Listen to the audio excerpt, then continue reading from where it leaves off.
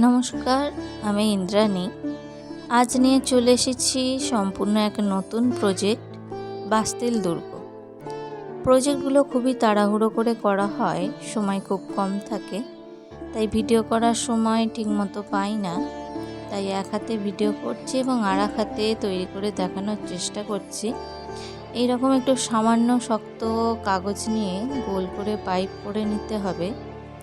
এই আকৃতিগুলি আমি ডাউনলোড করে নিয়েছিলাম, যতটুকু বুঝতে পেরেছি করার চেষ্টা করছি। প্রত্যেকটি খাপের মাপ অনুযায়ী কার্ডবোর্ড লাগিয়ে নিলাম।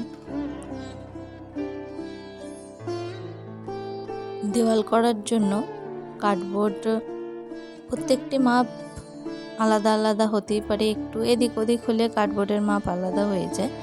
সেই জন্য প্রত্যেকটি খাপের মাপ নিয়ে কাজটি করা হয়েছে। নিচের বিটটি লাগানোর জন্য কার্ডবোর্ড কেটে নিয়েছি, সেই কার্ডবোর্ডটি নিচের বিটেতে লাগিয়ে দিলাম। সম্পূর্ণটাই কাগজ দিয়ে তৈরি করা হয়েছে এবং এটি লাগিয়ে নেওয়ার পরেতে আগে থেকে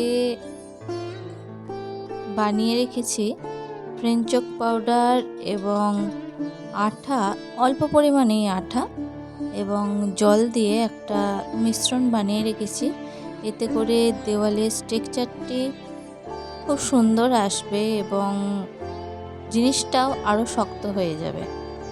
ফ্রেঞ্চ চক পাউডারের এই মিশ্রণটি শুকিয়ে গেলে একদম শক্ত হয়ে যাবে, কিন্তু এতটাও শক্ত নয়। এটাকে ছুঁচ জাতীয় কিছু জিনিস দিয়ে একটু আলতো করে চাপ দিলে কিন্তু উঠে যাবে মিশ্রণটা, তাই জন্য এটি দিয়েছিলাম।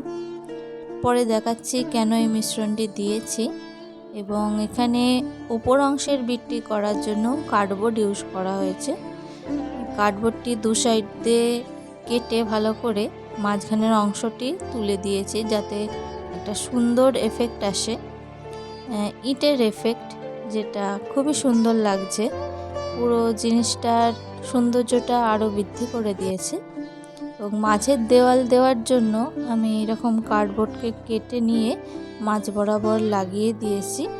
যতটুকু ছবি দেখে বুঝতে পেরেছি ততটুকু করার চেষ্টা করেছি, এবং এর মাঝে আরও অনেক কিছু ছিল যেটা করা সম্ভব হয়ে ওঠেনি।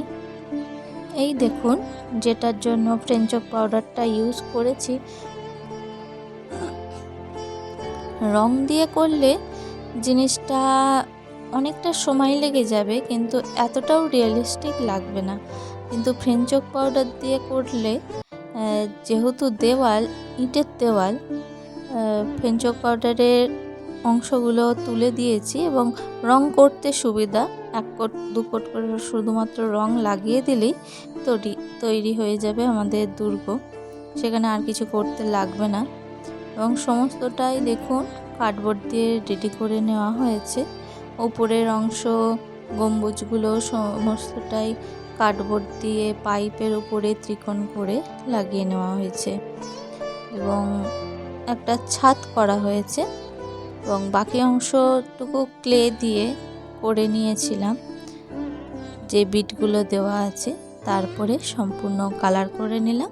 দেখুন তো এবার কেমন লাগছে, জিনিসটি সুন্দর লাগছে কিনা আপনারা কমেন্ট বক্সে অবশ্যই জানাবেন।